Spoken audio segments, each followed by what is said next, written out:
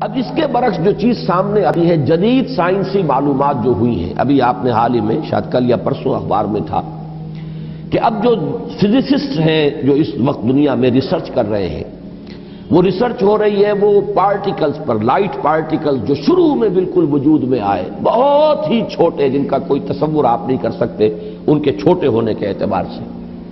معلوم ہوا کہ وہ 3 قسم کے بیسک پارٹیکلز ہیں، انہی سے پھر یہ کائنات بنی ہے۔ یہ ساری ریسرچ ہو رہی ہے۔ اسی طرح نوبل پرائز جب ملا تھا عبدالسلام کو، یہ جو سائنسدان ہے قادیانی، اور انہیں نصف حصہ ملا تھا ایک اور دوسرے شخص کے ساتھ نوبل پرائز میں، تو وہ بھی آپ کو یاد ہوگا، اخبارات میں پڑھا ہوگا کہ وہ بھی ریسرچ تھی اس بات پر کہ اس کائنات کے اندر بیسک فورسز کون کون سی ہیں۔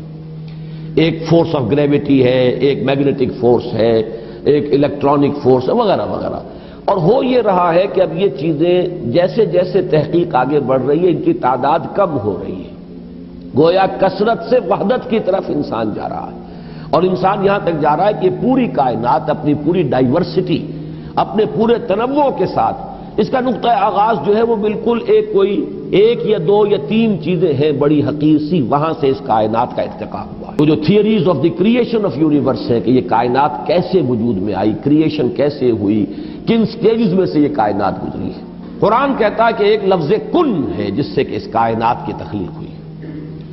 اللہ تعالیٰ کے اس ایک حرف کن نے سب سے پہلی شکل جو اختیار کی ہے وہ وہی پارٹیکلز ہیں نور کے، سب سے چھوٹے چھوٹے پارٹیکلز۔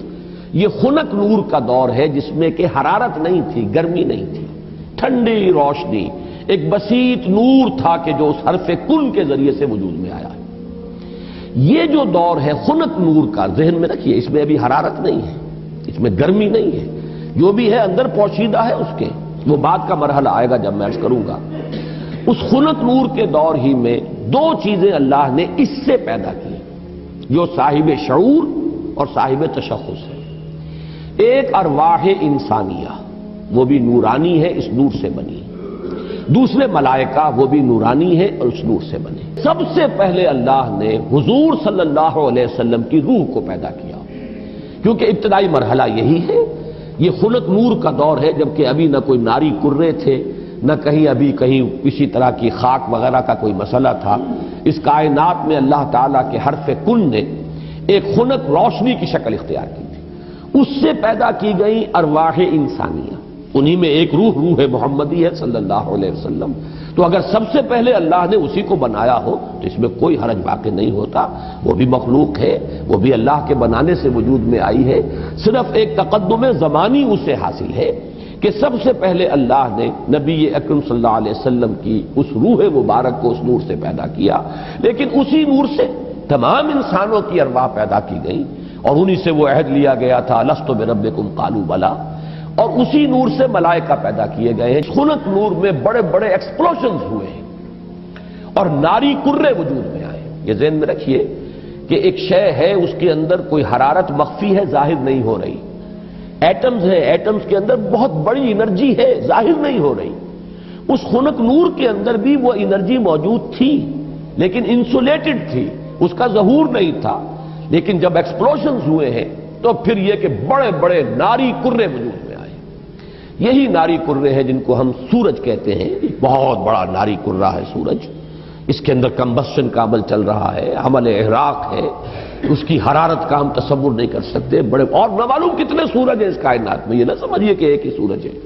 یہ ایک سورج کے گرد ہمارا جو یہ ہے ایک سولر سسٹم ہے، کنبہ ہے اس کا، کہ اس کے گرد جو ہے یہ سیارے چکر لگا رہے ہیں، کرے ہیں، اور نہ معلوم کتنے سورج ہیں۔ پھر ایک سورج ہے اور ایک ستارے ہیں، ان ستاروں کے گرد یہ سورج اپنے کنبوں کو لے کر چکر لگا رہے ہیں۔ بہرحال ہم یہاں پر جو ہے اصولاً جو بات سمجھنا چاہ رہے ہیں اس وقت وہ یہ ہے کہ یہ سیکنڈ سٹیج ہے، تنزل ہے یہ، کہ اب اس خنک نور میں جب ایکسپلوژنز ہوئے ہیں تو وہاں سے بڑے بڑے ناری کرے وجود میں آئے۔ یہ ایکسپلوژن کا لفظ میں جان بوجھ کر بول رہا ہوں، اس لیے کہ جدید سائنس میں، جدید فزکس میں ایک لفظ استعمال ہوتا ہے دی بگ بینگ تھیوری، اس کا نام ہی ہے دی بگ بینگ تھیوری، کہ ایسا معلوم ہوتا ہے کہ ایک وقت میں کوئی بہت بڑا دھماکہ ہوا جس سے کائنات وجود میں آئی۔ اب یہ دھماکہ جو ہے بگ بینگ تھیوری جو ہے، یا تو یہ ہے کہ اس کو تعبیر کیا جائے گا اس حرف کن سے، کن، وہ کن کیسا ہوگا جس نے اس پوری کائنات کو وجود بخشا ہے، اس کا ہم تصور نہیں کر سکتے۔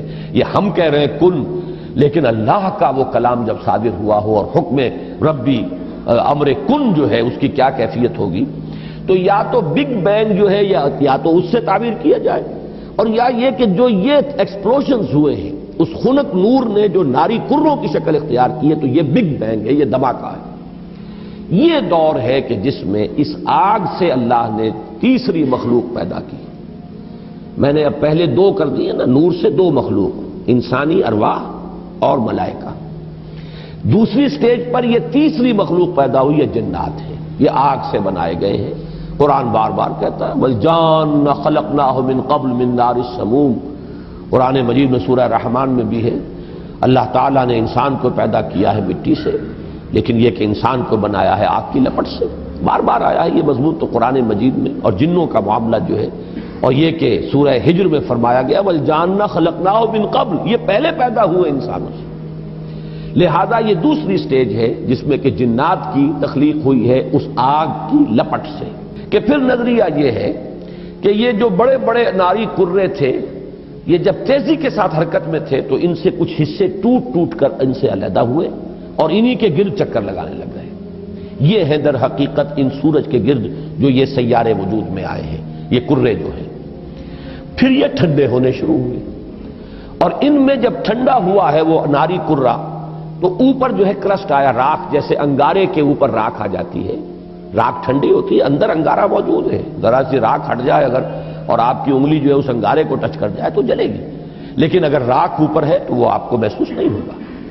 اور چونکہ ٹھنڈی چیز سکڑتی ہے، لہذا اس کے اندر اب دراڑیں پڑی ہیں، کہیں پہاڑ بن گئے، کہیں غاریں بن گئی، ساتھ ہی ان کے ٹھنڈے ہونے کی وجہ سے بخارات نکلے ہیں، انہی میں سے نکلے ہیں، انہی کروں میں سے بخارات نکلے ہیں۔ یہ بخارات ہیں جنہوں نے اوپر جا کر وہ جو جسے ہم فضا کہتے ہیں، ایٹماسفیئر، جس کے اندر گیسز ہیں، یہ یہیں سے انہی کروں کے ٹھنڈے ہونے سے وہ بخارات نکلے ہیں۔ جیسے کہ آپ جب اگر پانی ڈالتے ہیں آگ کے اوپر تو وہ ایک بھاپ بن کے اڑتی ہے، تو خیر یہ تو پانی آپ نے ڈالا ہے، لیکن یہ کہ فضائی وہ جو کرے تھے آگ کے وہ خود ٹھنڈے ہوئے ہیں تو ان میں سے بخارات نکلے ہیں، ان میں سے جو گیسز خارج ہوئی ہیں انہوں نے ایٹماسفیئر بنایا ہے۔ پھر اس ایٹماسفیرک چینجز وہاں ہوئی ہے کہ اس میں گیسز تھیں، ہائیڈروجن بھی، آکسیجن بھی، وہاں پانی بنا ہے، بجلی کے بڑے بڑے جب ہوئے ہیں ان کے اندر تو اس سے پانی بنا ہے، اور پھر دھواں دھار بارش برسی ہے، بارش برسی ہے۔ اب جو ہمارے ہاں یہ جو اعداد آتے ہیں، لاکھوں برس تک بارش ہی برستی رہی، نتیجہ یہ ہوا کہ جو جگہیں نشیبی تھی ان میں پانی بھر گیا، سمندر وجود میں آ گئے۔